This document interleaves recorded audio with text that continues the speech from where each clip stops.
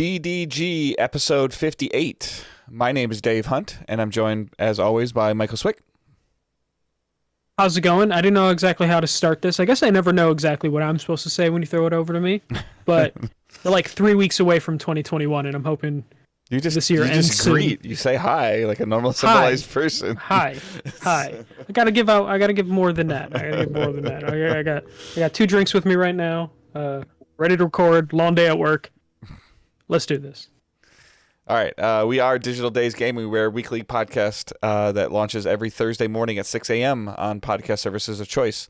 If there is something that we're not on and you listen to it or use it, let us know. We'll try to see if we can be on it. I noticed this week that Audible now supports some kind of podcast feed, so that might be something to look into. And the only reason I noticed that is because I've been using Audible more this week, but I can talk about that in a little bit.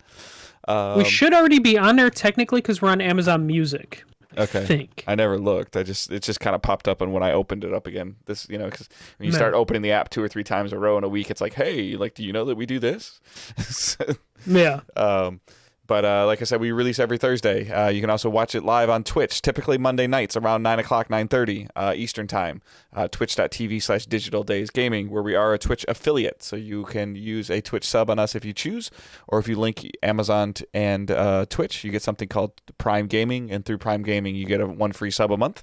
So plenty of you have done that a handful of times to allow us to get some subs, and that is appreciated.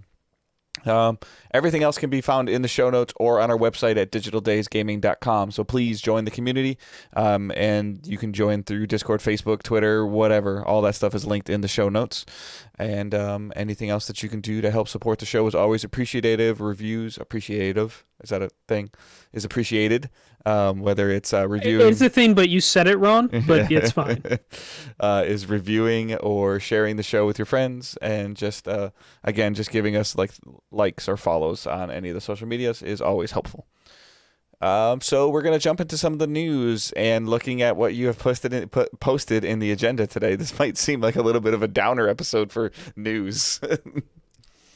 There's some good news. Our last story I specifically just put for myself to feel better. But we do have some weird news. Okay.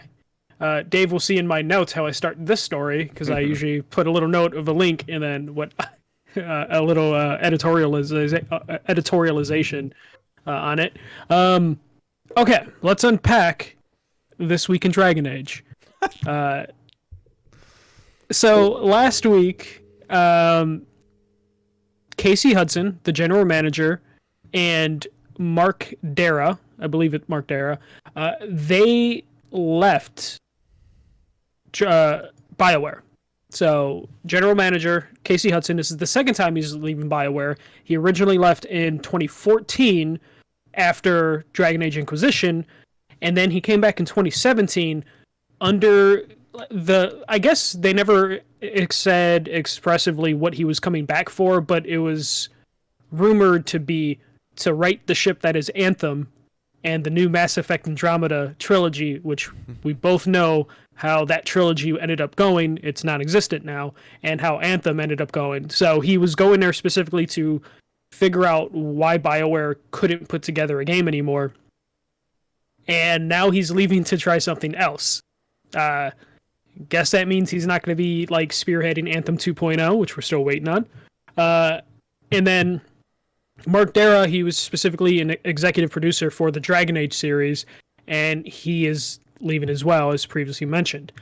In unrelated news, I feel like this is almost like a response to the news that your general manager is leaving and your executive producer, who's credited with being one of the head creatives of your franchise.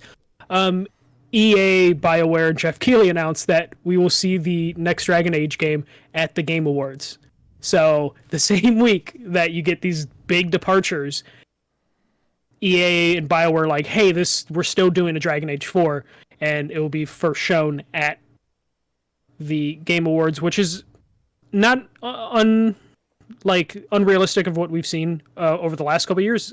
Technically, Dragon Age 4 was shown in a voiceover teaser trailer 3 years ago, and everything since then we've only seen concept art.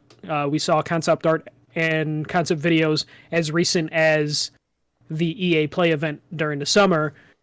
So yeah, we lost two pillars of our corporation, but life goes on, and the game's still coming.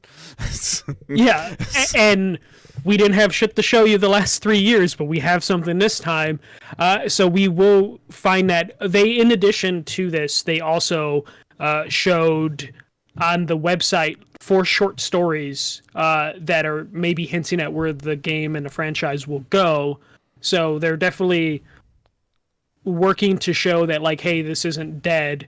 The crazy thing is, though, if you follow the BioWare, it's kind of a well-known thing that this particular Dragon Age game has been rebooted like several times. Like, they've like clean slated this game at least 2 or 3 times, apparently. That's like the current, like, it's one of those things where it's a rumor, but enough people have like confirmed that that's a thing that it's just kind of accepted as a truth. So losing those 2 people makes it very suspicious, I guess, of like what we're getting and how far along it is. And Dragon Age fans have been very patient. It's been 6 years since they've gotten the game. I feel like they're going to be really disappointed if it's just another like teaser. Yeah, I mean, my thing that's the most concerning from my standpoint, obviously I'm not as big of a Dragon Age fan and a Mass Effect fan as you are, but the thing that's concerning from the way that my mind works, as many of you know as well, is that we've heard about rumored Anthem 2.0 for a long time, and if they have been unable to make even insignificant changes to Anthem to try to rebuild some of that player base to gain even a little bit of a foothold over the last X amount of months now, what faith does anybody have in their ability to make a Dragon Age or a Mass Effect game at this point in time? Because they can't even fix a quote-unquote finished game that they might just need to adjust the loot drops and change some things and change some quality of life and add some other game loop elements to it. I understand that Anthem is a vastly different base type of game than Dragon Age or Mass Effect, but it does leave concerns of the thing that you just primarily invested in the last 5 years failed. Yeah. And you haven't done anything to try to save it at all. Nothing. Yeah, it was supposed to be like their big marquee thing. And then, of course, the Andromeda series was supposed to be a franchise, and they canceled all the DLC for that. And we're like, we're going to focus on Anthem, and they couldn't focus on Anthem. So it's very weird. To add more to this craziness, let me get his name right. Greg Ellis, who is the voice actor for Cullen, who was like one of the big romantic interests in Inquisition, and he played Anders, who was a big character in the second Dragon Age game. He decided that he was going to take a shot at Mark Dara on his way out, basically just calling him like a horrible corporate shill. And then Mark Dara on Twitter called him out and was saying, like, you've celebrated your last Dragon Age day, and basically said that you will never work with the Dragon Age and BioWare team ever again, even though he's leaving, but he still apparently has that power. Which is weird. Which is a weird thing. So this voice actor basically kind of killed his own character, who most likely would have returned in some capacity based on how important that character is to the franchise. So he just like wrote himself out through a Twitter account, through like a lone tweet, which is so weird. You usually, even when people don't like each other and one person leaves the corporation, it's usually, like a fake, future endeavors, wish you your best future endeavors sort of situation. But this guy decided he's just going to go out, which probably means his character isn't going to be in the next game. And he already knows that based on the writing's probably already done and all that stuff. So it's just a really weird week for BioWare, in terms of people leaving, trailer announcements, voice actor feuding with former producer, writer. It's on fire over here, but we're gonna stand over here and not talk about the fire over there. Yes, it's it just blows my mind. It was such a crazy week, and as someone who's been following Dragon Age stuff, just because I my girlfriend is like really into Dragon Age, it's just been interesting to see how the fan base has just been like freaking out because they're basically like putting out the prayer candles after those two people left. Yeah, they get really excited about the trailer, and then one of the voice actors who's kind of a beloved character has basically been fired from the game, and it's just like absolute chaos over at EA and BioWare. I don't know. I'm so fascinated by what's going to happen at the Game Awards. Like, it can't be like, Dave, you don't even follow like the Dragon Age stuff, but you know what they've been showing the last couple of years. It's like, here's a logo with some vague voiceover for 30 seconds, and then like, here's a picture of a tree. It's par for the course with how EA treats BioWare. Yeah. Like, it's like, oh, we're going to show you an Anthem trailer of a guy flying in a suit. Well, we haven't even know if that's possible yet. Well, we're showing it, so you better figure it out.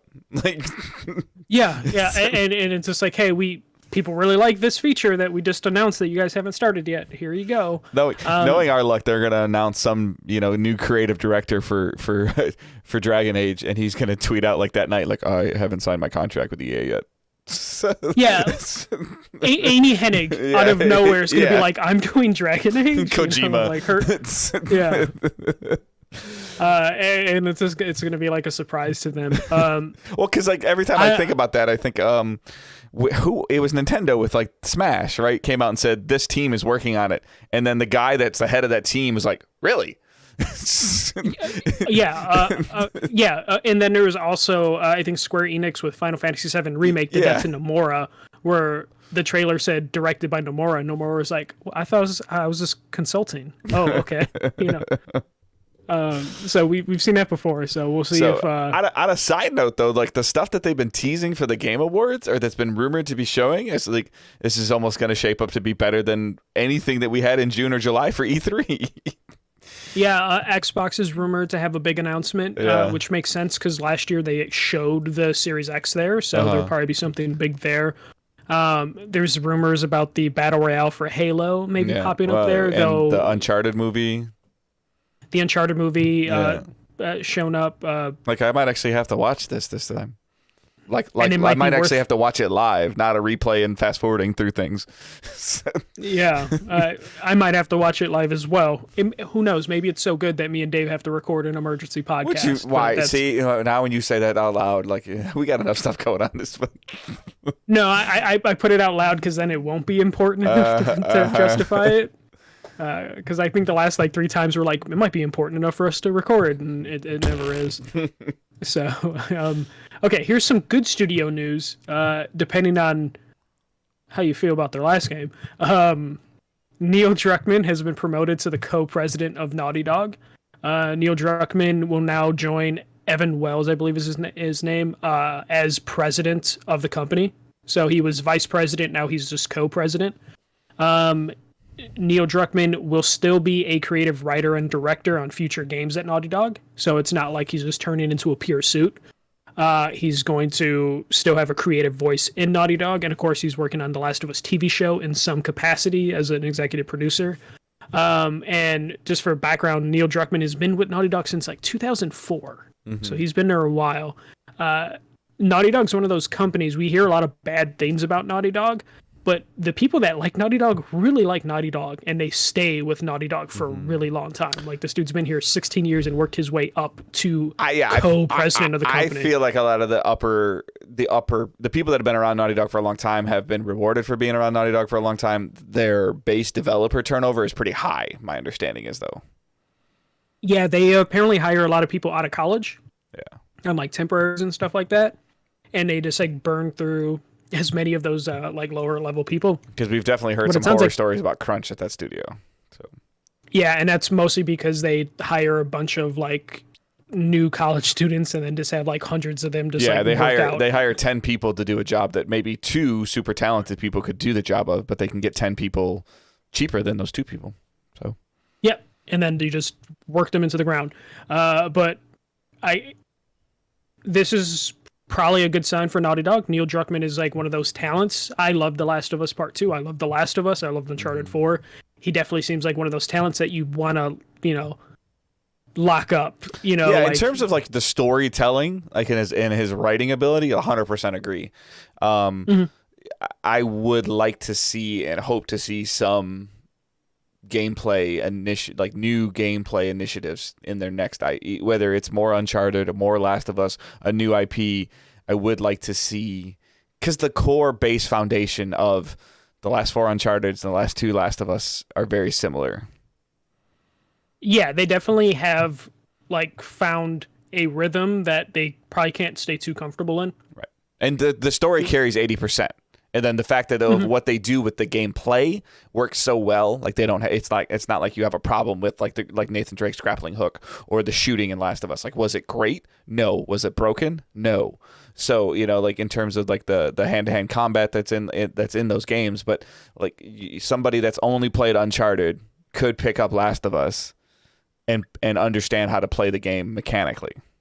Yeah, I think gameplay mechanic wise, Last of Us is probably the best they've ever been. But it's still not like premier top third person shooting gameplay. Mm-hmm. It's just the best Naughty Dog has been with that gameplay mechanic. So I totally agree. Like, I would hope the next Naughty Dog game isn't just a third person shooter with light stealth mechanics. I'm okay if it's a third person shooter with stealth. I just want to see some different gameplay things. Like I even felt like they went away from it, and I've been thinking about this more or less a couple months. But even in in Last of Us 1, I feel like there was a little bit more puzzle mechanics in 1 than there was in part 2, with whether it's the pallets for the water or moving some crates or figuring out how to get out of a scenario. And I didn't think that stuff was in part 2. Not that it needs to be, necessarily needs to be in there, but I mean, I just think it's time for them to take even a slight step forward in their gameplay mechanics. Yeah. Like the Uncharted series, I kind of miss puzzles. Yeah. Like, they didn't really have puzzles in 3 and 4 like they did in 1 and 2. Like, I like those intricate, like, gigantic puzzles. Stepping on tiles in certain orders, putting statues facing certain directions. Just like, I mean, like, yeah, they're kind of weird things, but they stop and make you think about the mechanic of what you're playing, and then also kind of helps me. And you want to get through the puzzle because you want to see what the next cutscene is going to be. Versus now, it just seems like you're just trying to action, cutscene. Yeah. So hopefully they find something. It sounds like a lot of people basically moved up because of this move. Mm-hmm. Like 2 people are now filling the vice president role. Now you have 2 co-presidents. So they moved a bunch of people up within Naughty Dog. So it sounds like their future is pretty locked in. So it's just a matter of time of what we'll see next from them. I kind of hope, though, with Neil Druckmann moving up, the studio's always kind of run as a 2-game studio up until like the last 2 games. I would love to see another creative voice pop up, because before it was Neil Druckmann and Amy Hennig basically since like Uncharted 2. I would love to see other people at Naughty Dog, or even if they bring someone from the outside as a creative voice to tell a story. Just right. Even if we get like a Last of Us Lost Legacy style game, like just to give somebody like that opportunity to tell even a smaller story, or just even just a slight spin-off story of some characters that were introduced to us in The Last of Us 1 and 2. Yeah. Because there's a lot of characters in the world. There's a reason for Naughty Dog to build on The Last of Us world, especially with like the TV show coming. You can, if a popular character in the show made just for the show exists, maybe they get their own spin-off game to give them some history and background.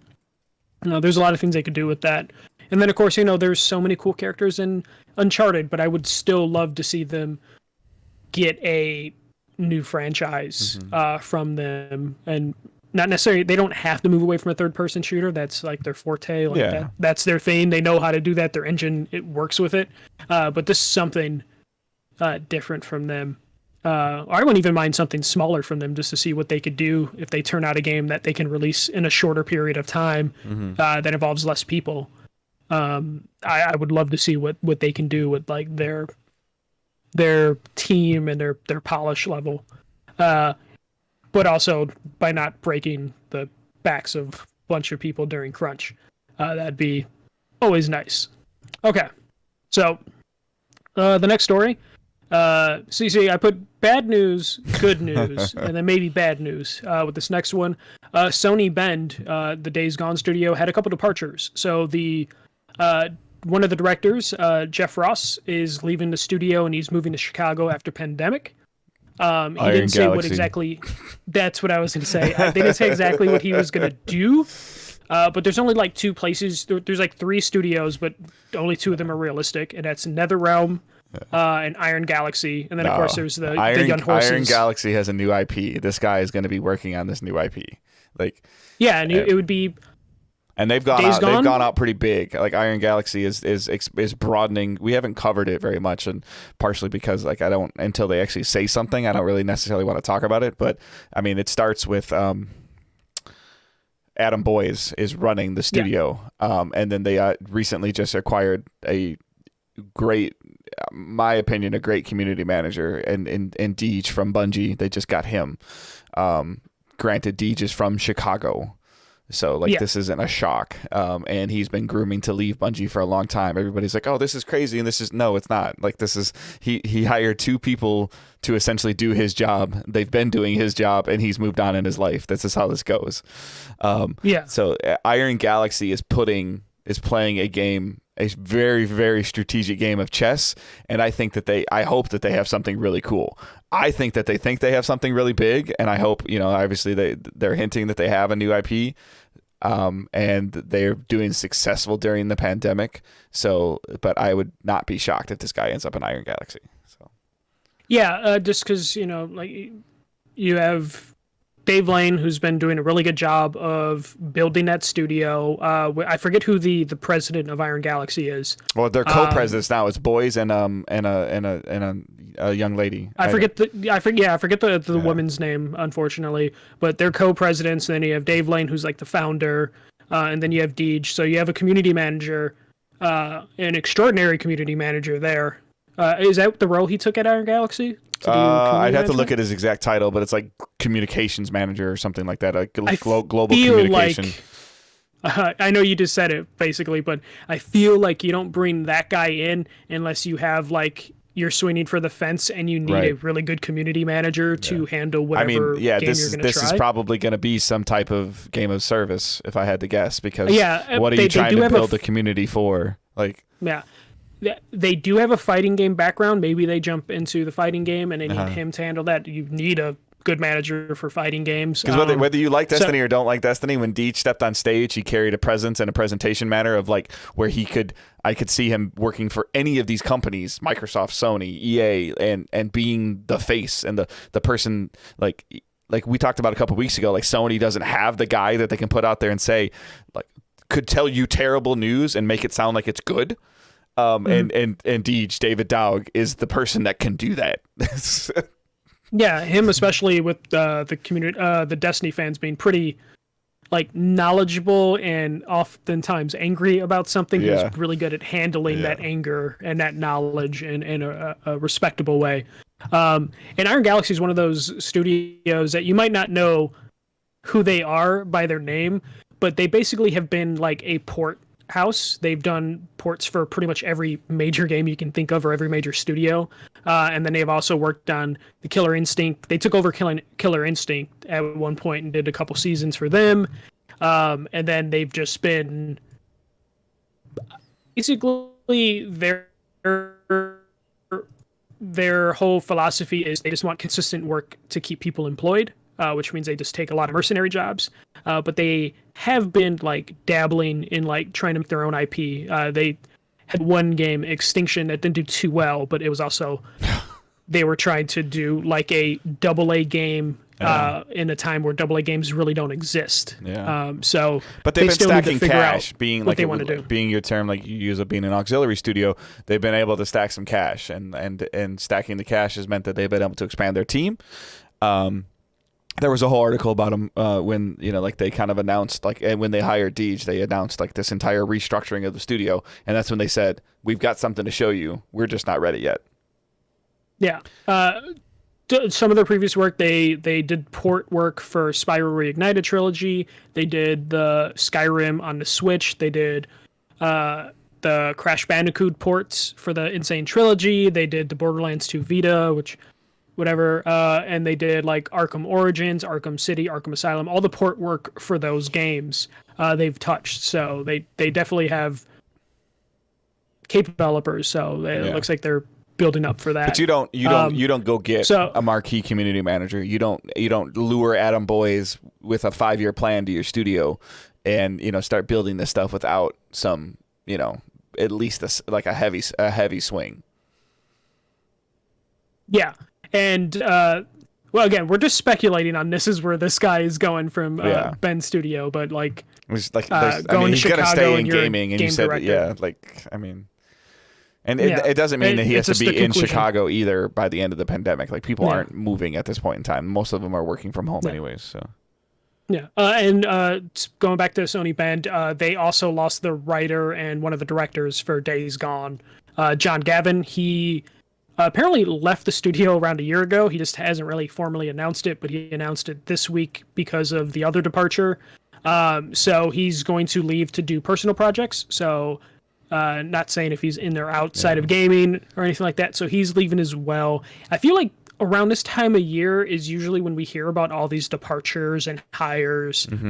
Just because it's also not super surprising that if he's a writer, he did his job for Days Gone, and maybe he just whatever their next thing they're doing is not involving what his rhythm is. Yeah, we see this all the time. So he's leaving the studio as well. So it's just the reason I feel like we see this around this time of year, because there was also like 2 or 3 other stories of people leaving studios. It's just everyone that had a game that was going to release this year has already released, except Cyberpunk. And this is the time where it's just like, okay, our game's released. It's been out a month. We probably got our bonus for whatever sales or Metacritic score we had to hit. Time to look at the new project. So you're probably going to see over the next couple weeks a lot of people leaving studios, and then also people creating studios or their contracts are expiring and they're choosing not to renew them. Yep. And they just happen to be at a high enough position that they feel like they have to announce it, or they have no choice and they have to announce it because they're a recognizable name. Yeah, I mean, we know, like, Sony Bend was working on either the Days Gone IP or other failed IPs essentially since Uncharted Golden Abyss. Yeah, so, sounds like they went through some issues. So not that, obviously Days Gone is the classic example of a slow burn game. It did all right at launch, and then as more and more and more people got to play it, the word of mouth carried, and it became kind of like a small following, and it kind of like started to fan the flames of it and get some more fire behind it. And then now that it's on the Instant Game Collection on PS5 and it runs at 60 frames, I feel like it's getting even, again, another spotlight shined on it, and it's showing that it is a solid game. So, which is fantastic for Bend, and I just hope it helps them to make their next IP. Which I hope is not Days Gone 2. But Days Gone sold really well. It sold better than most people expected. So but it didn't sell like right at launch though. So it sold in the UK surprisingly a lot in launch, but like in the US, it definitely didn't hit right away. But it's probably sold enough to justify a sequel, whether people would necessarily want a sequel or not. I'm sure Bend would probably prefer to do a sequel just because they went like 7 years between game launches. And again, you have a significant foundation built already instead of trying to build something brand new. I would hope that they try to. I'm kind of all for the ping pong effect of like side A and then side B and then side A again. I just versus like blah blah blah blah blah. Like 1, 2, 3, 4 right away. I prefer like if they alternate because we see other studios do that successfully as well. All right, so that's it for departure news. I just put this one in just so we can have some really happy news. The Scott Pilgrim versus the World, the game, actually won't be coming out this year. It's coming out January 14th, so we don't have to wait a super long time for it. For those that don't know, Scott Pilgrim versus the World, the game, originally released for the PS3, but due to licensing issues or expiring contracts specifically, that was taken down from the store, and it's been a highly requested re-release for several years now, partly because Scott Pilgrim, it seems like every year is growing more and more as a cult classic. I mean, half of the Marvel Cinematic Universe is like in this movie technically, and a bunch of other superheroes are. So you know, when you have Captain America and Captain Marvel in the movie, people are gonna go to that movie years after and be like, this movie should have done better. The game was really good. Really good soundtrack by Anna Monoguchi. It's gonna have local and online co-op.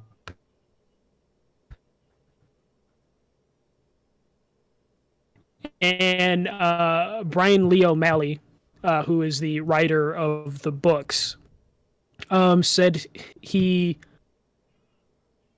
was weird. So he says it's not up to him, and he doesn't know for sure it's going to happen, but he thinks a physical release will happen after this physical release for this. It's just the author of the book saying like it's going to happen. He just doesn't know when. So don't hold out hope for a physical release, but just know that there is a chance that it could be like a decent chance for a physical release. Right. But that's all I have for news. No, it looks pretty cool. I mean, this hit our email box, I think, today. I saw this when I was looking at email, and I know that this is a franchise that you really enjoy. So, like, hopefully seeing this. Did they say it was supposed to come this year? Yeah, they said originally that it was going to come holiday 2020, but it must have slipped just 2 weeks. But it's not too bad. January 14th isn't that long to wait for it. So. All right. So what we're planning on watching, why don't you go ahead and go first, because I got a review. So. Yeah, mine's pretty straightforward. So it beat Hades for like the 12th time. Still finding story stuff. I bought it, so I actually intended to play it this week, and I got really deep into Immortals. Yeah, which is fine. You had a review. We're not doing our Game of the Year stuff for like another week or two. Yeah. So I got it on the Nintendo eShop when it was like 18, I think, or 20. I think it was like $19.99. Yeah, it's usually like $25, so you got it just in time. So been playing that. It's still my go-to thing. Like if Sarah's playing the PS5, I just have the Switch like portable mode, just ready to go. Ghost of Tsushima, I'm still playing that. I saw your tweets about it this week, though. Yeah, I'm not really into it. Like the combat and the gameplay is really good. Like I really like how cool you feel, and I'm actually trying to parry and dodge when I'm not that type of player. I'm usually just go straight for action. But I'm just not finding the open world or the story very compelling. And I luckily when I put out the tweet, no one was angry about my opinion on Ghost. Everyone was just like, give it a go. It really picks up in chapter 2. Each chapter is like 8 hours. I'm part way through chapter 2, I believe, and I'm just not quite feeling it, but I'm still just, trying to, I want to have like a good full opinion on it. It's just, I have a feeling no matter what happens when I get out of this, like when I'm building my Game of the Year list, if it makes my top 10, it's going to be at the bottom half of the top 10, just based on like how much I enjoyed like The Last of Us and Hades, and Animal Crossing. So it's a good game. It's just not clicking for me, and not every game is going to click with everybody, and I'm not saying it's a bad game or anything. It's just for whatever reason not doing it for me, even though the combat's really good. And I was talking to someone on Twitter, and they mentioned like if the combat's good, that's enough for them to like really dive into a game. And that usually is the case for me, but not when it's like a 30-hour game, like 40-hour game that I can't just have the combat carry me. Especially when I have something like as addicting as Hades, where like that is got the combat and the gameplay, and I just keep playing it over and over again, and I'm not getting bored of it. Right. As opposed to Ghost, where the open world stuff just is generic. It's almost as generic as like the Ubisoft type of games are, which I tend to always have a problem with, like the Assassin's Creed and like the Watch Dogs, where the tasks just kind of they're all too similar without too much variety. So like I always have an issue with those games in the long run, though the last Assassin's Creed I had a really good time with. But with Ghost, I'm just not getting that much variety. Though I can totally see this somehow being a franchise, though the story doesn't really lead itself to a franchise, the historical story behind it. But there is like a core to build on here. And then I signed up for GameFly. I saw that. I was like, what? Yeah, so I signed up for GameFly specifically because I wanted to play. I heard good things about NBA 2K on the PS5. And I wanted to try it and see it for myself, but I didn't want to drop $70. Yeah, my son's really enjoying it on the Series S. So yeah, so that was kind of my vein of just like, okay, I want to see this game. I don't want to drop $70. It's not going to go on sale anytime soon because like none of the PS5 games are going on sale. And then I basically was like, how am I going to get this game without dropping $70? And I'm like, you know what? It's been 10 years since I've had GameFly. Let me just sign up for GameFly. Got a free trial because it's been 10 years since I've had it. So they're shipping that. And then I built out my list of like, okay, I want to try that Pathless game that's on PS5, and fuck it, I want to try Godfall. So let me get Godfall just to see what that is, because no one's talking about it, because I guess it's just unremarkable. So I got GameFly in 2020. Yeah, I'm actually kind of waiting for Godfall to hit a certain price point, and I'll probably check it out, because like it definitely feels like a type of looter that I might enjoy. But again, the crowd that I follow is not even beating the drum for it at all. So I'm like, okay.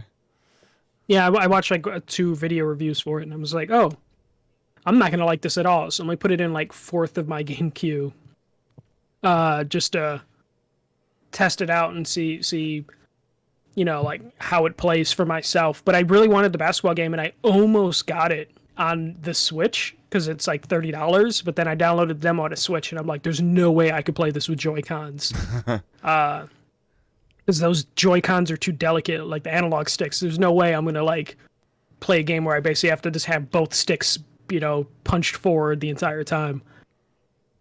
So I got a GameFly account. I will update you next week with how that works. Because when I had GameFly 10 years ago, they had like 4 shipping centers, like LA, Seattle, Pennsylvania, Florida, and I think there was another one in like Minnesota. Now they only have 2. They only have Los Angeles and Pennsylvania. So I'm wondering if it's going to be a worse experience than what I had 10 years ago. Yeah, I don't think in terms so. of like Pennsylvania's turnaround pretty time. close for us. So yeah, but like going from like 5 distribution centers to just 2 is kind of scary. But I free trial. What's the worst that can happen? And then for watching, I've just been watching The Crown. I'm in season 2 now. Yeah, I finished season 4, and now I'm starting at the beginning with season 1. That has been my have a horrible day at work, and I just want to see British rich royal people have problems too. I just like that. Just I need to watch something at the end of the day. So I've just been watching The Crown way too much, and like watching 1 or 2 episodes a night basically. And then I watched Home Alone on Disney Plus just because it's been a while since me and Sarah saw it. So I was like, let's just watch Home Alone. And we'll probably watch Home Alone 2 tonight or tomorrow, depending on how late we go. Awesome. Is that it? Yeah, that is it for me. All right. We didn't really. You didn't put it in the news. I just didn't know if you wanted to talk about it at all. But did you want to briefly touch on the HBO WB thing? Yeah, I was actually debating on putting that in the news, but so HBO, who's owned by Time Warner or whatever, they have decided to put all of their movies on HBO Max. So for the first 30 days. For the first 30 days. So any movie that's going to release theatrically, the first 30 days will also be available with your HBO Max subscription in 4K, HDR, all the fancy things that you would want in that at no additional charge. Right. So they're not doing the Disney Plus $30 thing that they did for Mulan. Just Wonder Woman, Mortal Kombat, Matrix, King Kong versus Godzilla. Yeah, they said like 17 movies or something like that. So yeah, the list is crazy. I didn't realize how stacked Warner Brothers release schedule was for And so I saw this list, and I was really, really excited for it. I love this idea, and I think this is like the best of both worlds concept because it's something we've been talking about, pandemic or not a pandemic. This essentially not forces, but gives you a reason to keep your subscription versus waiting until like July or August. Like, oh, I got like 2 weeks of vacation. I'll just subscribe to HBO Max and I'll watch everything that came out the last 6 months. Like with it only being 30 days after release, like so Wonder Woman's going to December 25th. And then you'll obviously have until January 25th to watch it. And if you don't have an active HBO subscription during that time, then HBO Max subscription during that time, then you won't get to watch it. So if you pick it up like February 1st, you won't get to watch Wonder Woman. You'll get to watch whatever comes out in February. So this is really good, giving the consumers the choice and then also giving you a reason, a carrot at the end of the stick to continue to hold your subscription. Many of you know that I'm very supportive of monthly subscription services, whether it's Game Pass or Netflix or EA Origins or PS Plus, any of these things like that. And a lot of it is I feel like you're paying for what you are going to hopefully get. And then now HBO Max has put something out. The HBO Max is a decent service at the point in time now.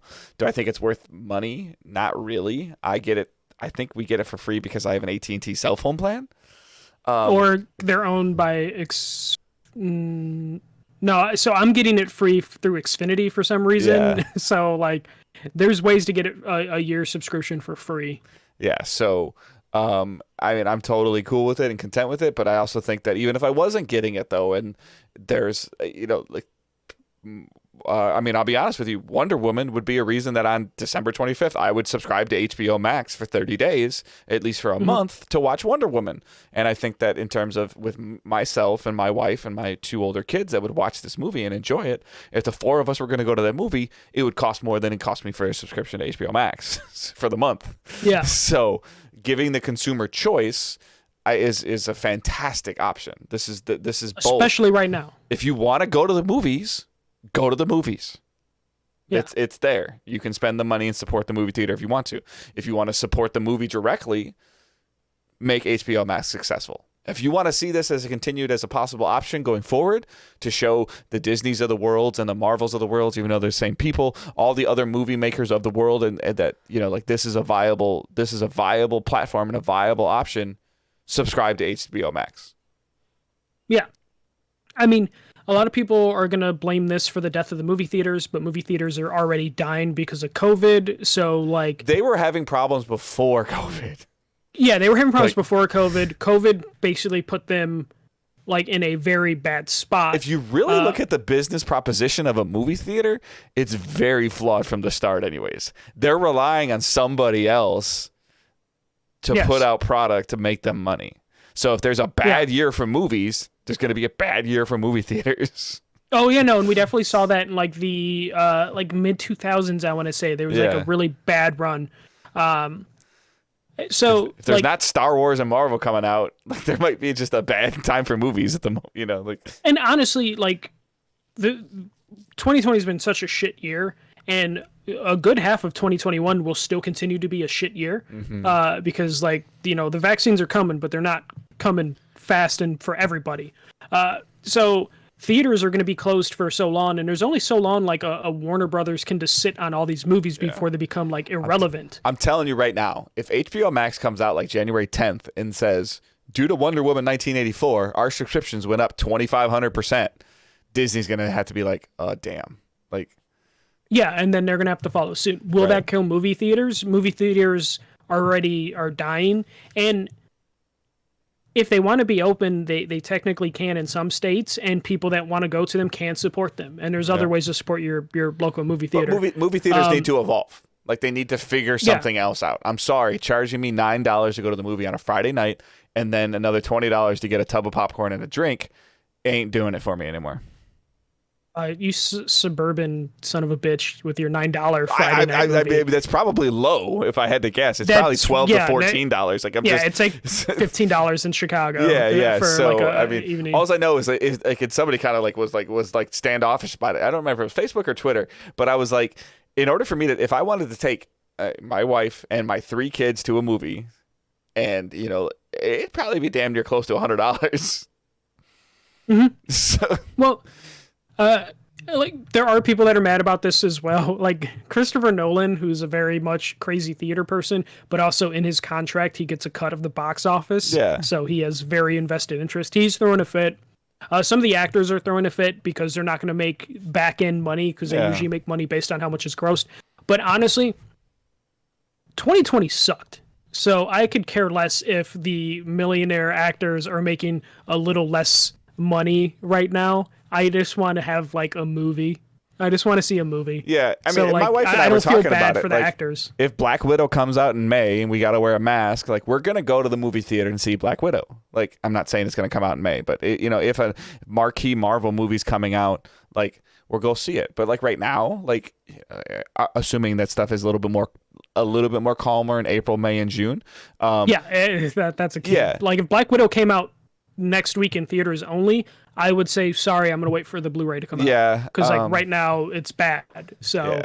So, but I mean, and like even Vesper Warrior in the chat, like the movie theaters that have gone to like less people and bigger chairs, and the ones with like alcohol and stuff like that. Like, yes, I feel like that some of those are evolving as well, but that continues to raise the cost of going to the movie theater. If it costs me $15, even if it's just me and my wife, like we're just going on a date night and it's $30 just for us to get to the movies, and then I eat a ton of junk food. So if I want a big tub of popcorn and a drink, even if my wife and I split the humongous drink that barely fits in the cup holder, that's still another $20 or $30, $20 or $25. Like, so we're talking about $55, $60 just for my wife and I to go, when there could be other options. Like, but yeah, like it's crazy. Like, and then the risk of like just taking a 5-year-old to the movies, like.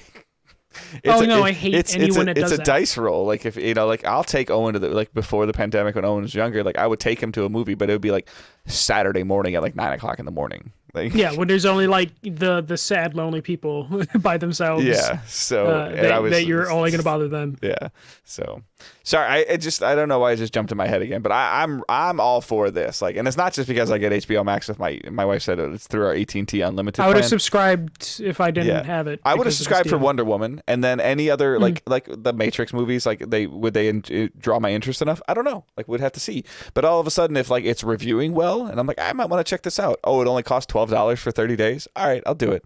But I want this to be successful because I want these companies to give the consumers choice. This is very similar to like what the music industry did, and people are like, this is bad, and like so now iTunes and Google Play Music and all this stuff is not killing artists anymore, and Spotify is not killing artists. It just took time if they still haven't figured it out. They still haven't figured it out. But it's not as as detrimental as they were saying as it was to having a CD anymore. No. But it took time for the dust to clear and for them to realize, like, okay, this is viable, and it is viable. And I think that this movie theater option could be viable. Yeah, it could be. Though the music one is way more complex than like artists still don't get paid for that like as nearly as much as they should. Well, it's better than Napster. It's better than Napster, but still. They will have to figure this out. Like they'll have to figure out contracts for actors if this will be the case going forward, because most actors will sign like a less deal at the beginning so they can get like a back end deal. Like Robert Downey Jr. had like a crazy deal where he would make like a certain percentage of these billion-dollar movies he was in with Marvel. Right, but they'll have to figure that out. But if they know that they've got a contingent number of subscribers that they've been able to hold on to and contain through HBO Max or Netflix or Disney Plus or whatever, then they can start using that money to offset the cost of what they're needing to do. Yeah, they'll basically have to do what is rumored that like PS Plus does, where they pay the studios based on how many downloads are actually done through Plus. So they'll probably have to like, okay, how many people watched Wonder Woman Christmas weekend, and then calculate what that then would cost them based on subscriptions and stuff. So they'll figure that out. Yeah. But at the same time, I'm not really worried about the actors right now because 2020 has been so shit,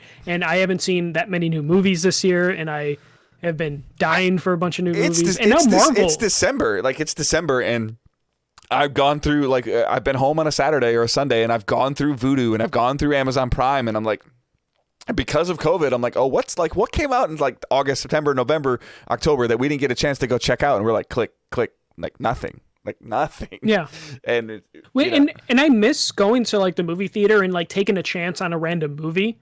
And I haven't been able to do that in 2020 because theaters have been closed. And then also when I'm on Netflix and, same thing you were doing, you look at new releases and there just isn't anything. Mm-hmm. So, I'm going to be happy if like major cinematic releases get put on a service so that I can finally, watch them. I mean, I have a nice AMC, TV. Yeah. The AMC president was like CEO was like just blasting this decision. But again, like, I feel like it's not Warner Brothers' job to produce content for you to make money from. Like, you need to figure out something to entice your clients, the movies, to be in your theaters.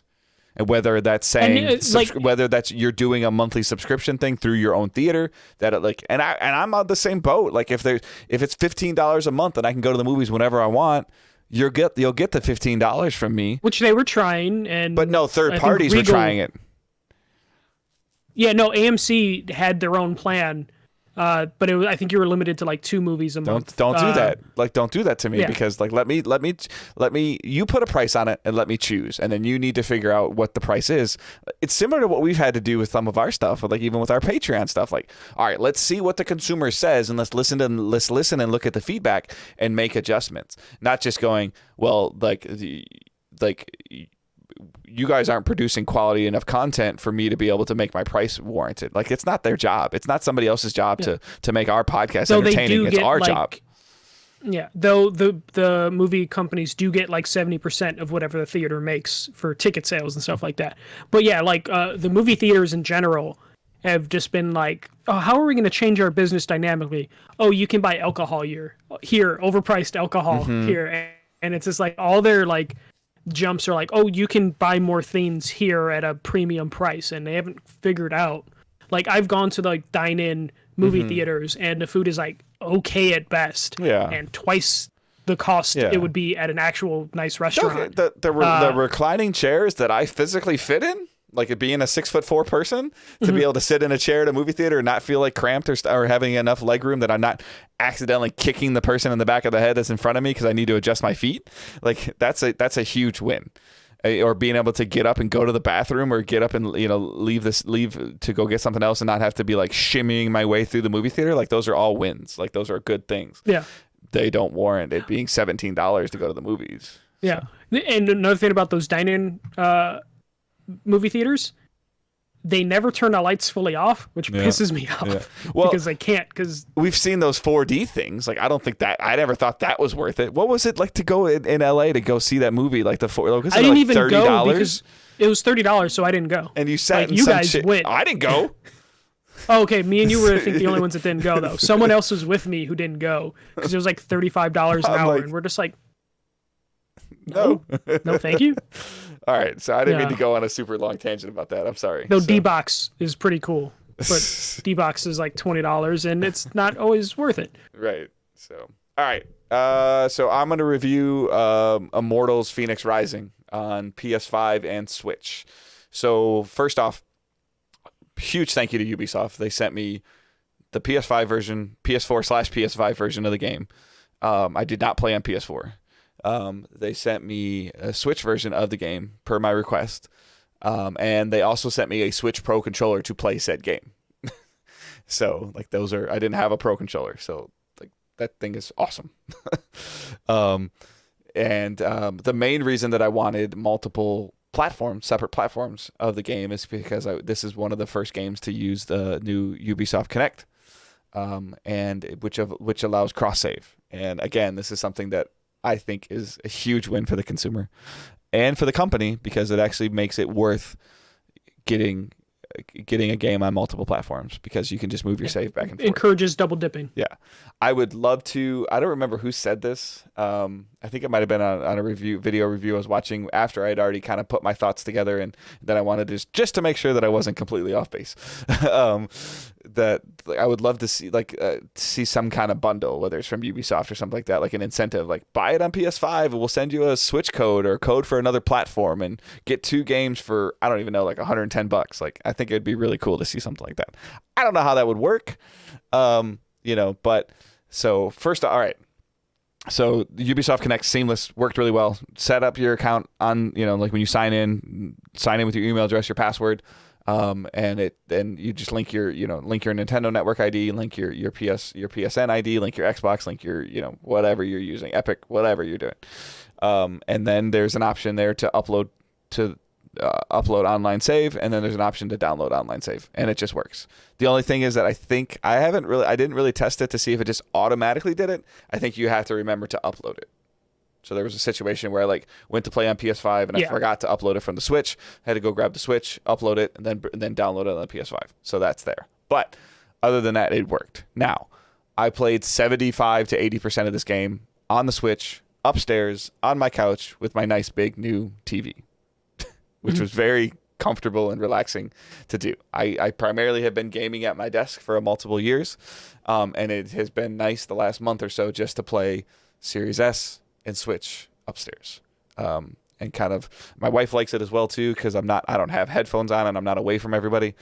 She can sit on the couch, she can watch, she can interact with me, she can talk to me.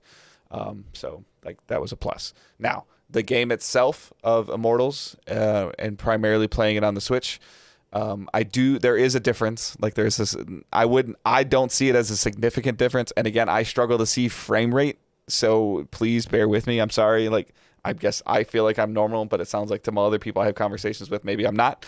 Unless I'm immediately hopping back and forth, I can't see the difference between 60 and 30 or over 60 unless I'm immediately playing. Go ahead. In general, you don't see frame rate unless it's bad. Right. That's the only time you ever mention frame rate is if it's chugging. Yeah, and I did not have any situations on the Switch where my frame rate chugged. Not that I noticed. Did it go below 30? I don't know. Did it go to 29? I have no idea. Did it go up to 58? Sorry, I don't know. But I did see a graphic change on PlayStation 5. There's a performance mode on PlayStation 5, and there's also just a fidelity mode as well. I messed around with a little bit of both of those, but not for very long because I think I streamed a little bit, and that was primarily the only time I played it on PS5. But playing it on the Switch, I did see some draw distance things, some stuff popping in the distance, and maybe it struggled. I saw it hitch a little bit or have maybe a loading screen issue when I was using my mount and going really fast in the game, which I didn't. I was going fast for a pretty long time, and it's a pretty big world, so maybe the game just took a second to catch up. But gameplay, or the performance aside, visuals aside, I think you would not be disappointed in picking it up on the Switch. We did have a community member ask the other day if it crashed on me on the Switch at all, and the answer is no. But apparently, it's crashed on him multiple times.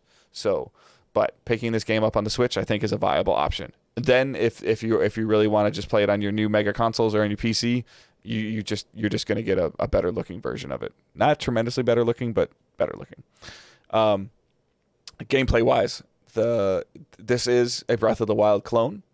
There's no ifs, ands, or buts about it, and I'm okay with that because this takes place in the Greek mythology world, and it tells a very interesting story. The narrative and the writing and the banter back and forth continuously throughout this game from start to finish had a bunch of side jokes and other different lines of dialogue that made you stop and think for a second, or just made you laugh for a couple seconds as you were playing through the game. The banter back and forth. I feel like if you're going to play the game, I did switch halfway through the game from a male character to a female character. I feel like the female voice actor of Fenyx just does a better job. But you can switch the character at will whenever you want in the game. It's in your hub that you can just change whenever you want. Oh, so they're doing with Valhalla, basically, where you could just switch and it doesn't really affect the story, just different voice actor. It doesn't affect the story at all. It just goes from him to her. You're still called Fenyx. Mm-hmm. Sometimes they'll address you as her. Sometimes they'll address you as him, depending on which character you pick.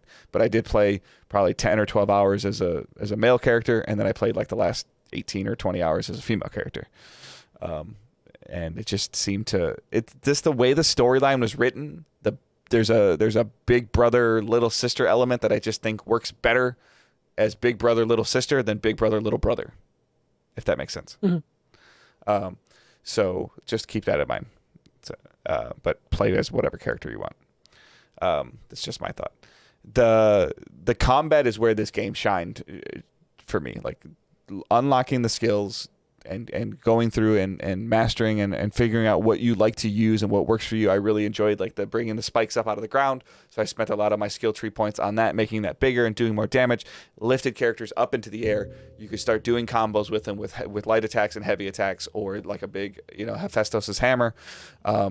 Just the getting those abilities and using that in combat to where I didn't always like feel like I wanted to run away from combat or run away from enemies. I'm like, oh, there's some more over there. Let me go fight them, and I can kill them, and it's fun, and I get, you get rewarded for, because it uses stamina. All your attacks use stamina, but you can build your skill tree out to where you get, more stamina for 3 successful heavy hits, provides 2 chunks of stamina. This, that, or the other, and it's rewarding just to destroy a bunch of things so fast. It's so fun and rewarding to mess with that and to parlay things together of like, okay, bring the spikes up, hit them with an on-air combo, grab them out of midair, pull them closer, hit them a little bit, build more stamina, hit the spikes again, and then everything's dead. So, that's always been fun. Like I said, the story and the progression worked really well.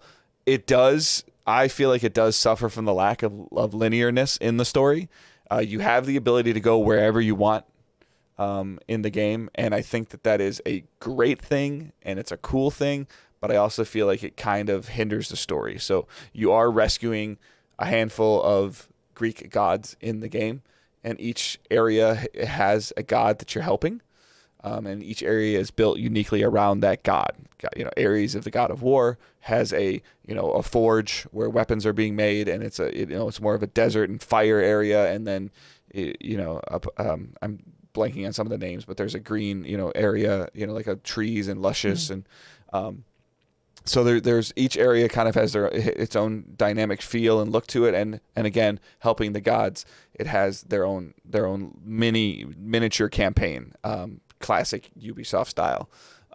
But being able to go wherever you want and work on whichever god you want to first, I think hinders the ability, as well as it misses a point of like some of the stuff that I really liked about Zelda games and other games, even like Metroidvania style games, of like, okay, you learn this new ability, so now you need to use said ability a couple times to master it as you're going through the progression, and then you learn a new ability in the new area and you combine the two together. And they're, especially with a Metroidvania game or a Zelda game, they're able to build upon that because they know what abilities you'll have and when you'll have them, versus this one where it's like if you started doing the abilities were mostly combat based, they weren't never really game mechanic based of anything you had to execute. So therefore, mm-hmm. everything in the world, puzzles and mechanics, had to be based on, well, if they go right there immediately or if they get there 20 hours later, it's still kind of the same. But that didn't take away from the uniqueness of, even though the puzzles, there was a ton of puzzles you'd run into where you had to get 4 spheres and put them on a grid puzzle in a certain order that was kind of shown on the wall. Getting those 4 spheres each time involved different things. Whether it was like, putting heavier rocks on a plate, shooting an arrow in a certain direction, standing on something, and, it activating something to then allow you to shoot an arrow or to bring a rock to the place. Like, there was a lot of rinse and repeat with the puzzles, but enough of it that it's still, each area kind of had its own little bit of freshness to it. Mm-hmm. And then progressing into the temples, which are very similar to like the shrines in Zelda. Each of those temples had its own puzzle aspect to it. And then as you were progressing through the story, you got into required temples. And when you were in the required temples, those really kind of shined with the puzzle mechanics to where it would, again, like I've mentioned before in some of my previews, the puzzles make you think enough, but as soon as you start overthinking, you're doing too much. And then when you finally figure out the puzzle aspect to it, managing wind or getting making sure you didn't break the light crate box versus the metal crate box, or making sure you had to put the metal crate on the spikes first and then put the wood crate on there, because if you put the wood crate on the spikes, it just breaks it. It breaks. But then putting the metal box on and then putting the wood one on top of it allowed you to climb and progress farther.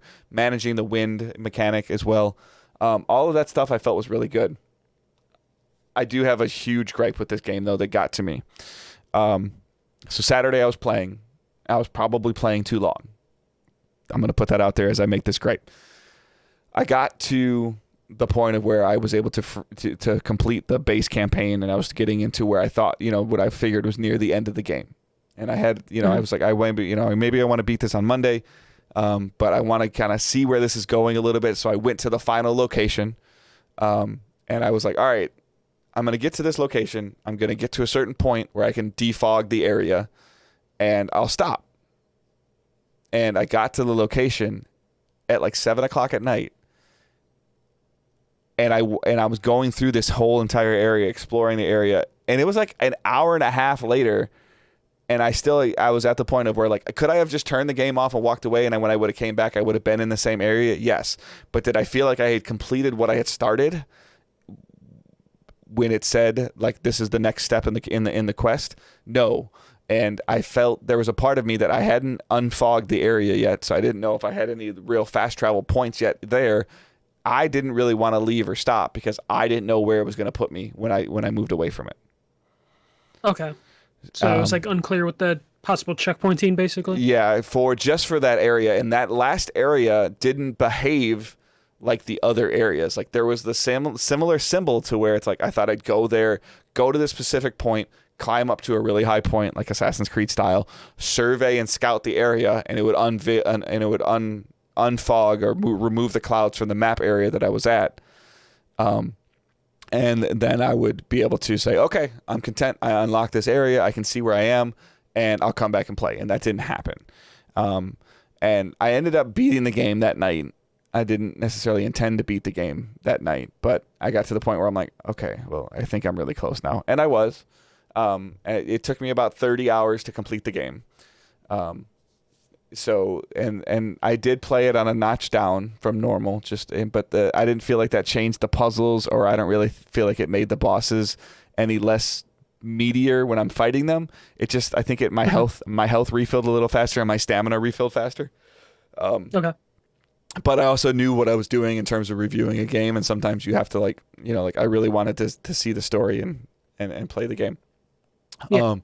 So just bear that in mind. There's a community member that's been playing it, and he said he's like 18 or 20 hours in, and he hadn't really left the first two areas. And I was like, but I mean, you can play at your own pace. There's plenty of stuff to do, plenty of things to explore. As you're going from point A to point B, there's always like, oh, there's a chest over there. Go kill a bunch of enemies. Like, oh, there's a new shiny thing over there. And they're all rewarding. They all give you things, whether it's skill points or skill trees, things to upgrade your skills, or more materials you need to make more potions. Like, it's not like I ever felt like I was wasting my time. Like, oh, that wasn't rewarding. Or there's a cool cosmetic item that you get. All of your armor, all of your weapons that you get all have perks to them. But then you can also just customize them, and you can make any sword look like any other sword you've picked up in the game already and not lose the perk. So it's a transmog thing. So like that's that, and that works for all the armor. And for the helmet, you can not have your helmet on. All the stuff that you'd want in terms of like make your character look however they want to look and still have all the stuff you want. It's all there. So it was really good. The last near the end of the game, the last puzzle room that was there was a top of the line end game puzzle room. Like every element that you had learned or done as you had played the game going through, you used in this last puzzle room. All of the stuff like that, in terms of like getting near the end and fighting the boss, like all of the things that you would want to, like, I feel like I would want to have seen happen in the story, they were able to hit those marks for me in terms of how they put the bow on the story. I don't want to spoil anything, but the things that you're like, that would be really cool if this happened, like, and it did. Now, I don't know if that's making it more predictable, but sometimes it feels like you do certain things in the campaign, and then as you get near the end, the things you did in the campaign had no meaning on the end. And this did a great job of doing certain things in the campaign that you have to do as you quest through have impact at the end, and it's great. It was one of the most fun boss fights that I've had in a long time playing against in a game. Now, going from the puzzle room to that boss fight, there was a situation that was a pain in the ass for me in terms of a jump puzzle mechanic. And I actually had to look something up to see what I was supposed to do, and it wanted you to do like a double jump and a an ability's attack to raise your your jump a little higher to make it across this thing. I don't feel like I could have made this jump any other way. And I have no problem with that being a thing. However, not one time in the game did I ever feel like I had to do that until that point. So there was no other jumps that I couldn't make that I was like, oh, well, if I do this and then I time this attack correctly, like it's a sword uppercut or it's bringing the spikes out of the ground to elevate you a little higher to then glide again. Like you had to do that to progress through this thing. Like I did it like 6 times or 8 times. I don't even remember how many times. I was getting so irritated and frustrated by it. And then I was like, and I figured in my head, like, okay, I need to do this. And my wife was like reading something at the same time. And she was like, yeah, you probably need to do this. So that annoyed me a little bit. If I had done it earlier in the game, or if there was an area that required me to do it early in the game, I probably wouldn't have been as annoyed by it. But so it was like following like a straightforward mechanic for most of the game until that point. Then it was like, it's just a small thing, but it was something that was, the jump was impossible to make unless you did the double jump, and then you did your spike attack to elevate you higher, and then you glided through. Like even my wife said, it was like 20 times. So, and it never required, there was never any point in progression in the game where I needed to do that spike attack when I wasn't doing a fight. The spike attack was strictly used to help me to help my jump carry farther. And it never had me do that in anywhere else in the game. So again, it's a small minor thing, but if you don't realize that you could do that attack in midair, you don't know how to make that jump. Yeah.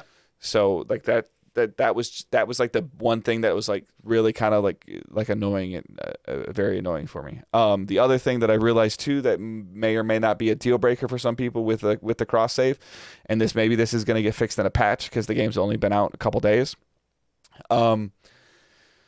Progression, playing on the Switch, going through and completing, obviously, as you complete quests, if you're playing on PlayStation, if you complete a quest, you get a trophy. I was completing the quest on Switch, and I'd bring the save over. I didn't get the trophies on PlayStation. They didn't auto pop. But even though there's no way to, on that save file, there's no way to go back and do them again because the quest is gone. Yeah. I think that's one of those things where it makes sense why it doesn't do, and that maybe hopefully be something they would improve on later. But I guess they probably wouldn't want people to just share accounts because. Yeah, I guess, but I mean, you have to link your Ubisoft account. But I just thought it was weird and it was interesting. So like, if I completed a task on PlayStation 5, I got a trophy. And then I thought like, oh, maybe when I get to, maybe when I beat the game, it'll catch up on some of the other trophies. But so now it's like, if I ever wanted to look at how far I got in that game to decide if it's something that's worth chasing the platinum, I almost kind of have to play it again and play it all on PS5. I'm just putting it out there. I'm not a trophy hunter. I look at a game and if it's like 90%, I'm like, okay, what are these other 5 or 10 things I got to do? And I'll see if I want to do them. But it just was kind of weird that, you play for 5 or 6 hours on Switch, you go over your PlayStation and play for 2 hours.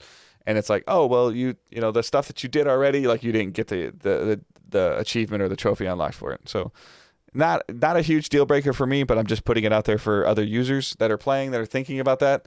If trophies matters to you that much, then that is a thing. I think it was Randy in our Facebook group also had an issue with Ubisoft Connect, and he was playing the PS4 version and the PS5 version. Which have separate trophy lists, yeah.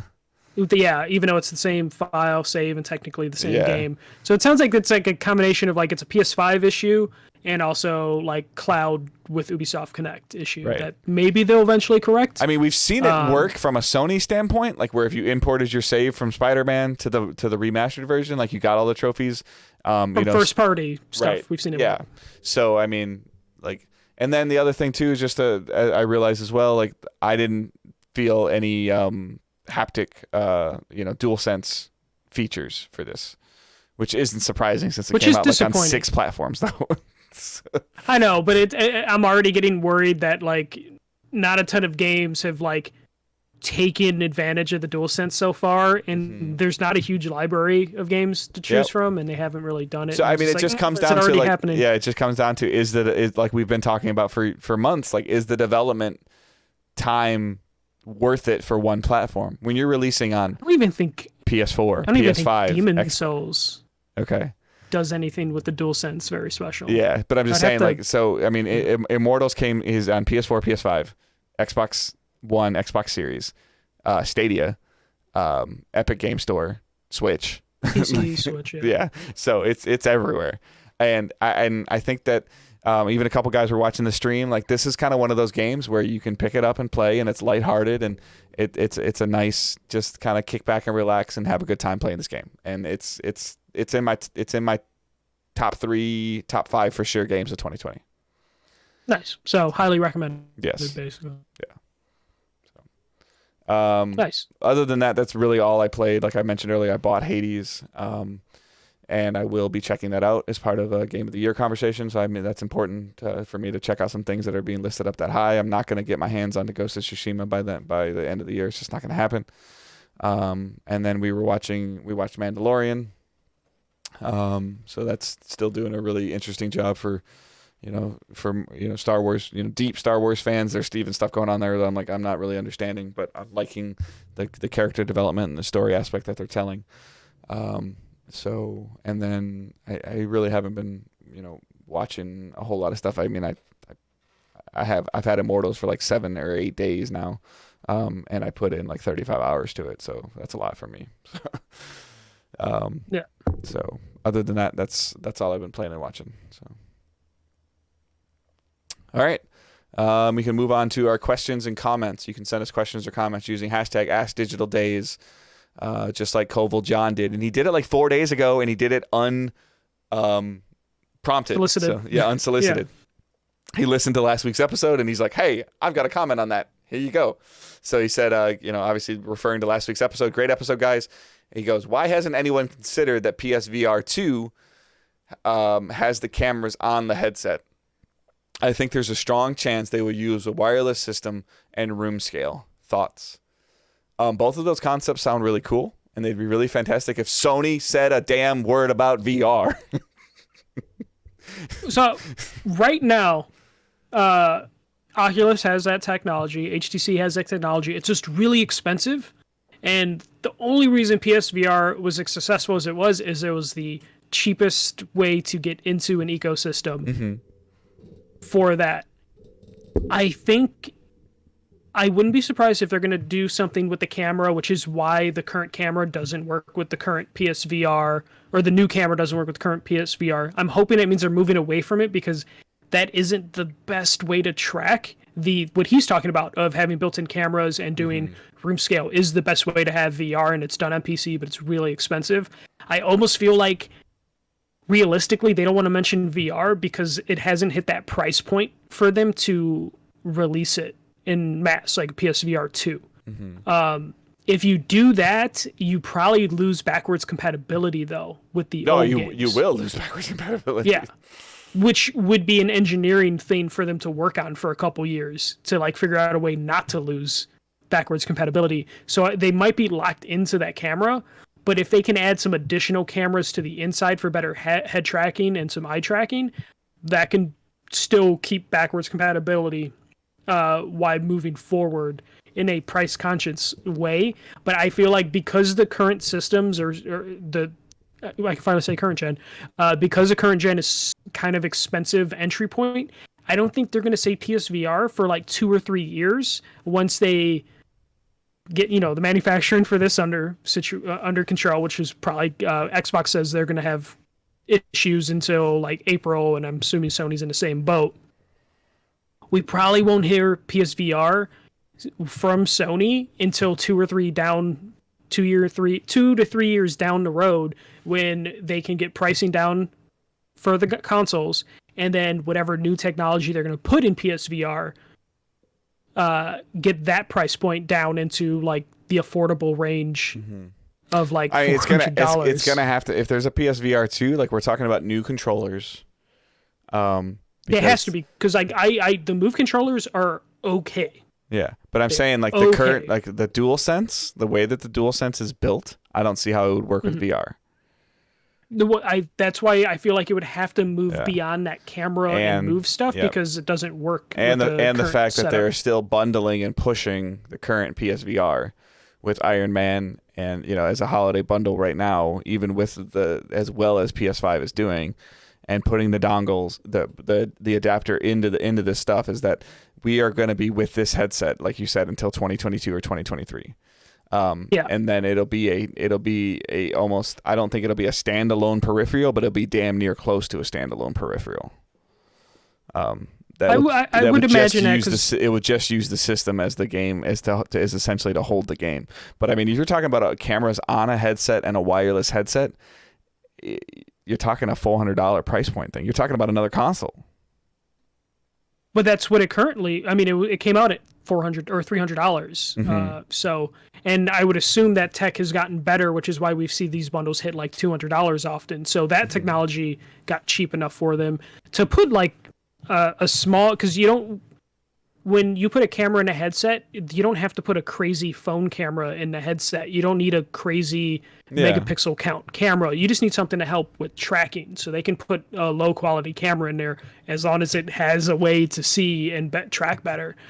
So I'm guessing we will get hopefully some better tracking. I would love if they ditched the PS Move stuff, because that stuff is old. It works okay, but it's not anywhere near what you get on PC.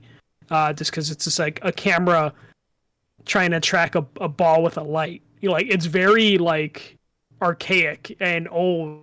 Yeah, I mean the concept that he's talking about with cameras on the headset sounds amazing and sounds great, but then there has to be something receiving those camera signals. Right now, except when you have like an Oculus Go situation where that's just all in the headset. Yeah. But that's even on par with the current VR, the Oculus Go, in terms of power. Right. So like it exists. You can stand alone, and Oculus Go is doing that. Yeah. But I meant like, but it's expensive. I don't feel like there's, and I hate to say this, and I don't want to be the one to draw attention to this, but there has really been nothing built around the PS5 with VR in mind. No, which is why I think we're not hearing about it until the new camera doesn't work with it. You need to have a separate attachment to run your old VR with it. There's no dedicated port to whatever the new VR may or may not be. The DualSense 5 doesn't appear to have any kind of light or camera functionality that I can see or that I'm aware of right now. Yeah, so the light bar is just in the front, so the camera wouldn't be able to see it anyways. There's a lot of things that we've been taught and told about PSVR and PS4 and how that was built. Yes, all those things that I mentioned, the DualShock 4 will work on PS5 when you're playing a VR game. Yes. And that's fine. I haven't heard anybody, going crazy about putting a PS4 VR game in a PS5 and seeing increase in frame rates or increase in graphics or anything like that. But I can't speak to that. I haven't hooked my VR up in like 7 or 8 months. So all it's been able to do is stability. Okay. Like frame rate is a little bit more stable, but it had no one's patched it to like improve resolution or anything, even though they could, but they won't because there's not a market for it. Right. So it's hopeful that it's not a dead thing for Sony, but we've seen them walk away from other stuff before that we thought was doing well. So it'll be interesting to see like how this turns out. So yeah. All right, last question from Hussein. Since the reviews of Cyberpunk just went live today, apparently, have you guys seen them? If yes, tell your initial thoughts, and are you getting the game or not? So for me, I saw when I got home from work today that the reviews went live, didn't look at any of them. Am I getting Cyberpunk at launch? No. If I hear like amazing things about it in like a month or two, and like maybe in February or March, like it might be something that I might pick up. But it looks amazing, and it sounds like they're trying to tell something really cool. But that world, that Cyberpunk world, and that huge open Witcher-style game doesn't appeal to me currently at the time. Appeal directly to me as a player currently at the time. Yeah. So I looked at the reviews. They've been all majority good. The most controversial review was a 7 out of 10 that said it was buggy, but it's just fanboying of just like... The reviews so far have just made me hate the criticism people have of reviews in terms of like websites have a 1 to 10 scale, but fans only accept a 9 or a 10 as the only score as a game can get, which is frustrating because a 7 out of 10 is still a good game. it sounds like this game is super buggy. But the reviewers might not have had the day one patch. It's been unclear on if they actually had day one patch, and it was only reviewed on PC, so we haven't seen the console versions. I have a pre-order from Amazon for Cyberpunk that I haven't canceled yet, and I don't think I will, because I want to see it on console, because no one's seen it on console yet. So I'm more interested to see that game running on console. It sounds like it's going to have a big day one patch, and it probably will still need patches continuously, or, over the next month or so, which isn't unlike how The Witcher 3 was. Witcher 3, I believe, had a pretty sizable day one patch, and then it was patched multiple times post-release to get the combat right and fix bugs. So I'm expecting, because it's CD Projekt Red, they will continue to patch the game. They're not going to do the Bethesda bullshit where Bethesda releases a buggy game and then just walk away from it and let modders on PC fix the bugs. So I have faith that CD Projekt Red will fix any bugs they have. In terms of the content of the game, I still think the gameplay looks generic. The reviews kind of iterated that, or confirmed that the gameplay is kind of generic. And then some of the reviews have just... I think people were confused and they thought this game was going to be Cyberpunk. And what I mean by that is this is going to be like a punk game, no, this is first person Witcher in a Cyberpunk universe. No. I'm talking about when you say Cyberpunk, there's a connotation that comes with that of just fuck corporations suck sort of thing, and it definitely tries that, but this is still a AAA game from a corporation that has stockholders. You can't say you're punk rock and be a AAA video game that comes from a corporation that has stockholders that's trying to make a AAA game that appeals to a mass audience. And I feel like there was a very big disconnect from people expecting this game to be some sort of anti-establishment sort of thing, and then when they played the game, it's it doesn't really go that deep in that. It's because it can't. It suffers corporate game. It suffers from what we've talked about with the Ubisoft syndrome, probably, of where Ubisoft is going to do a cult game and focus heavily on religion. Are they really? We're gonna pull back at the last second. And not, yeah, and I feel I'm not expecting that from Cyberpunk. So I probably will not be disappointed because I wouldn't be expecting my that. My main concern is everybody's talked about, and again, full disclosure, I haven't played The Witcher. I probably won't play The Witcher. But I understand. I have plenty of people that have told me that I need to play The Witcher or told me about how good it is and what it does well, and I've watched some streams of it. You would hate it. Right. But I know you. The aspect of it is, can a studio, just like we were talking about earlier with Naughty Dog, can they go from their bread and butter of a third person action adventure RPG, which is pretty much what The Witcher kind of is, right? Which they never really quite hit the gameplay of The Witcher. And then put it in first person, which they've never done before.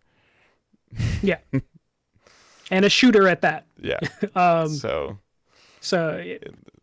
I don't know. I'm still looking forward to the game. My hype level is still pretty high, but I feel like I had my expectations kind of set already. But I think, I think you're expecting The Witcher in first person in a Cyberpunk universe. Yes. That's what you're expecting. Yes. You're expecting Witcher style storytelling in a first person adventure future setting. RPG in Cyberpunk universe. And it sounds like that's what it is. Right. So my expectations will probably be met because I'm not expecting the story to be revolutionary, which I didn't expect. So right. But yeah. My favorite review, I think Polygon said it's dad rock punk. Which is just yes, that sounds exactly. I'm gonna wait and see. Nothing that the trailers always look kind of cool. The couple presentations that I got to see, I always seemed to be distracted when I got to see them, so I never really got to give it the full attention it deserved. But I will just wait to see kind of what your impressions of the game are, and then what other people are kind of talking about it. It's the same reason that I wasn't felt the need after a week to come home and play Ghost of Tsushima. It wasn't blasting across my timeline of everybody this was amazing, you have to play this. If that starts happening in word of mouth from Cyberpunk, it'll start to move up on my radar. Do I think that there's going to be anything that happens in Cyberpunk that's going to shoot this thing up to my radar of like, you can adjust your dick size. Does that help? No. Okay. There's a slider for your dick. I don't know. Is that going to be sounds like enough? You need to compensate for something there, buddy. I'm just saying it's an option for you if you want it to be, like whatever character you want it to be. You can't romance Keanu Reeves though. I'm still disappointed by that. But like, hey, just saying, you can also adjust pubic hair. It's a weird game. All right, and on that note, I'm just gonna send Dave a picture or a gif of the slider. Phrasing. Be careful, sir. No, I'm just gonna send Dave character creator footage from Cyberpunk. And the last part of his question is something I hadn't considered. But will you guys do a game of generation top 5 for what we think? Will we do what we think are the games of the generation? I'm assuming he's talking about Xbox One and PS4. Yeah. That might be something we do like in January, February, as a possibility. But we'll have to kind of see how that works. I don't think that any idea is like off the table, and that'll probably just get added to a list as a possibility. That really hadn't crossed my mind. That would require a little bit more research from me though, just to kind of really. I already have that list somewhere. Of course you built. do. So. Yeah. I have my PS3 one still waiting to do that. I was going to do that for the old place, but never got approved for that. Yeah. Yeah, no, it's definitely I want to do. I think our number ones would probably be rather predictable. Like our top 3s, if you've been listening to us for a while, would probably be very predictable. I would assume that it would be some form of God of War, Last of Us, and Spider-Man. for me, and then you with Destiny 2 thrown in there. So. But only Destiny 2, not Destiny 1, since I was on PS3 as well. So we at least know there'll be like only one listed there. But yeah, who knows? Yeah. I mean, it's those things are kind of hard just because they're so relative just to the consumer, just to the individual player. So, like I said, like Destiny, what Destiny did for me is why I'm sitting behind this microphone currently now. So mm-hmm. I mean, like just because it kind of it was able to change and broaden aspects, so it'll always have a pretty high mark in my life, in my world, even if I'm not playing it heavily currently. So yep. All right. That's our show for this week. We hope everyone enjoys it, and hope maybe you're playing it while you're watching your day one patch for Cyberpunk download. Yeah. You can follow us on Twitter. The main account is @DigitalDaysPod. Michael's is @TheFirstMJC. Mine is @GoodDaveHunt. Like I said, all the Facebook group, Discord channels are all linked in the show notes, as well as our Patreon. So we have a patreon.com/digitaldaysgaming if you want to go there and check it out. There's a couple different tiers there. There's a tip jar tier. There's a Discord access tier. There's 24-hour early access to the show. So you get it on Wednesday instead of Thursday. And there's a monthly bonus episode. We need to record our December one soon. I think we just need to sit down and like spend a day together recording stuff so we can have a good end of December. Summer, end of winter, end of December, I said. So. Oh, I thought you said summer. I was like, Dave, 2020's been long. End of December. Okay. So, yeah, I think you and I are ready for some kind of holiday break, but not enough to where we won't release content for our amazing community. So, so you can check out any of those tiers. There's also a PayPal tier if you just want to send us some money to buy a Christmas gift. I need to buy something for my wife. Kidding.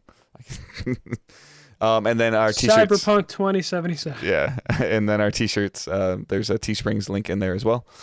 So if you want to check out some of those, that would be appreciated and helpful. And those are all different ways that you guys can show support for us, whether you want to just direct donation to us, support us through Patreon, buy a t-shirt from us, subscribe to us on Twitch through Amazon Prime. We're just giving you guys options. We're letting our consumers choose how they want to support.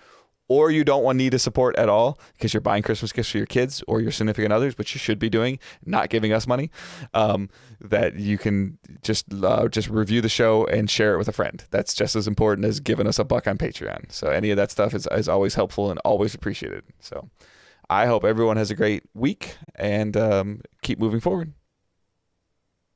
Yep.